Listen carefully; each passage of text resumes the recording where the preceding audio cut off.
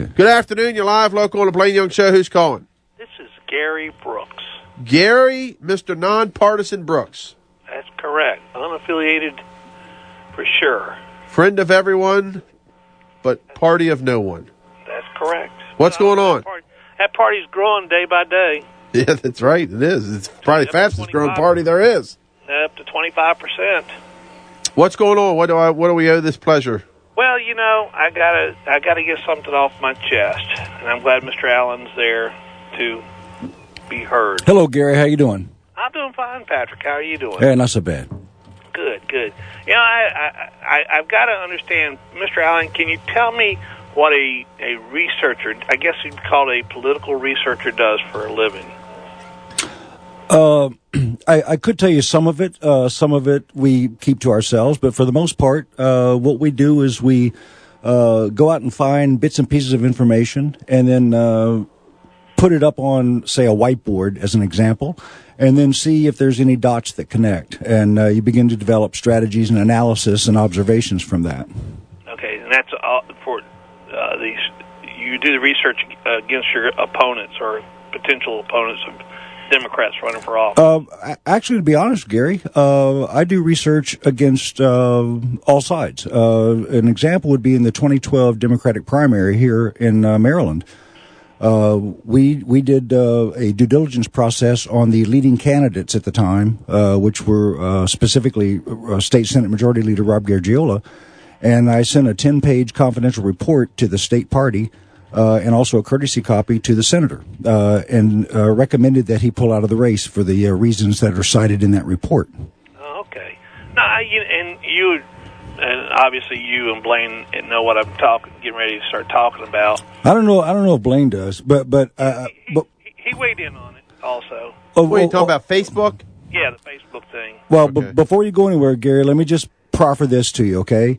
And as a strategist, I'm just handing out some free advice here. The conversation that I believe you're headed towards is a conversation that's been contained on a private Facebook page, my page. By bringing anything of it up on the airwaves, it only expands the number of people that would be aware of it, and it could be problematic for the people involved. Okay.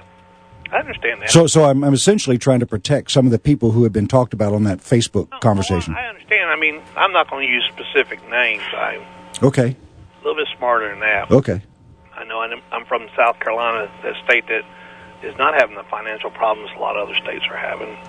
But, you know, it amazes me. Facebook, and I don't know about you, Blaine, because I'm nowhere near as popular as you are. Well, I don't know about that. Blaine's as sharp as a tack. You can give away free food. Yeah, that's true, too. But I get about at least one request a week. Well, I'm looking at 2 right now.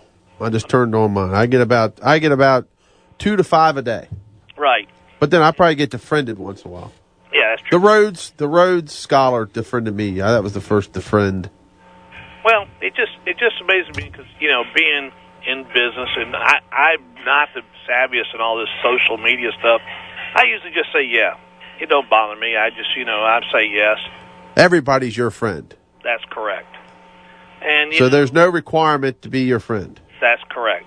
And I don't scrutinize. That's how come Gary let me be his friend. That's right. But I just find it amazing that a researcher may find out that somebody's just associated as a friend, no intention, and then start implying stuff on the Facebook or the social medias.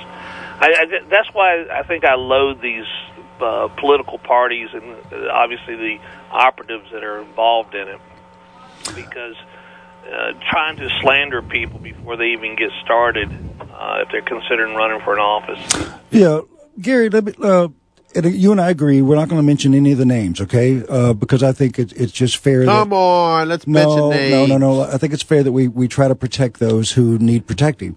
I don't need to protect nobody. Well, okay. I don't believe there's any slander here at all. But let me just put out a couple of facts so that the listeners understand what we're talking about.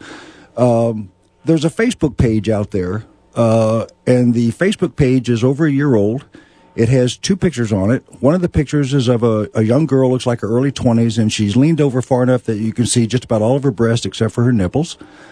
She has 42. Wow. She has 42 friends, and there are 0 postings on her Facebook page. Now, with that as the context, typically in most social media Facebook pages, like your page or my page or Blaine's page, there's an awful lot of conversation and stuff that goes on. This page has no conversation at all. If you look at her contact info, it gives you a phone number with a Philippines country code. So it really logically leaves a person to believe that this person's Facebook page is really just kind of a conduit for communication, either through the telephone or through private messaging. Now, what I found interesting, and this is what got my attention, is that this person has 42 friends, and approximately 1/3 of those friends turn out to be Maryland Republican men. And that's what got my attention. And some of these people serve in office. Some of them might be thinking about running for office. There was also one Democrat on there that we found. And we found someone who sits fairly high up in the Maryland Republican Party on there as well. Now, it defies statistics for 1/3 of her friends to be Maryland Republican men. It just simply defies statistics. Well, yeah, I mean, first of all, I find it amazing that, and I think it was, you said 90 earlier, but on one of those postings, there was a posting that said 90 and 47 were Republican. I'm amazed that y'all can figure that out. Well, no, I'll look at every.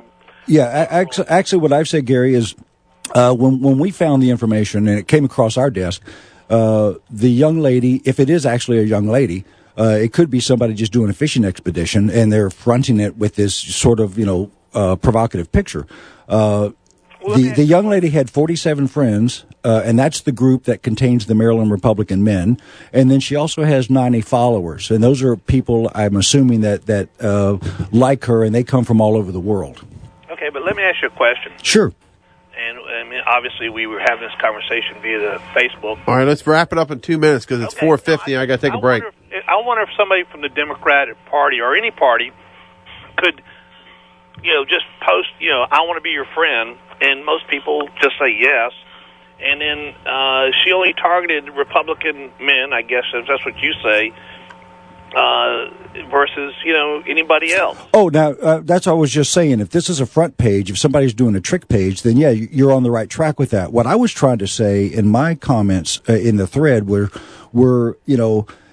in social media age, and knowing that there are fishing expeditions out there, like the Manti Te'o thing and all of that stuff, everybody has to be a lot more vigilant and prudent. You can't just simply click like and to a friend request just to bump up your friends' numbers. You really have to be careful about who you're friending to, especially if you're in the public eye. Well, especially if you got people out there looking to try to create something that's not there and imply things that, are ridiculous. Sure. And I got to tell you, Patrick, last Saturday I was very, very impressed. In fact, I called Farrell up and said that was probably one of the best shows for the Saturday morning program in years. Good segue into tomorrow. Yeah, well, I know, I heard that, but after this episode, I just think it's disgusting the way that all played out. Well, it played out on my Facebook page, which is my private domain, and it is private to the public. And you and others joined in on the conversation. And I think once people stopped throwing, just the one-liner rocks around a little bit, we got down to some cogent discussion about what it means to be involved with Facebook and also be in the public eye.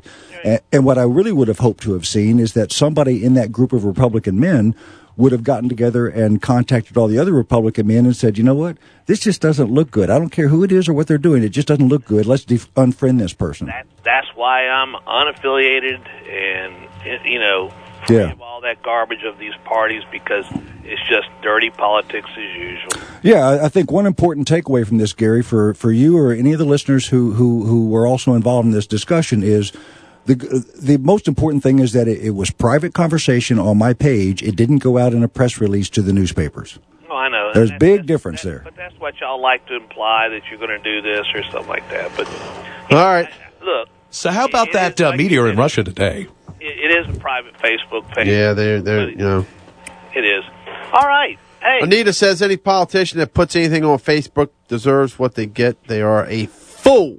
Yep. And then if you don't, Is that Anita Stoop? One thing I learned from this, the 748 likes that we have between here and the restaurant, this next 2 weeks we're going to go through there and purge anything that might be less, Okay, well, all right, we got to take a break. It's Just 5 seconds. Okay, go. Gary, the most important thing is when you go through your friends list, look for any indicator where you're the only friend of that other person, because that's sort of a red flag giveaway. Okay, that was 12 seconds. You're sharp as a tack. Thank you. And okay.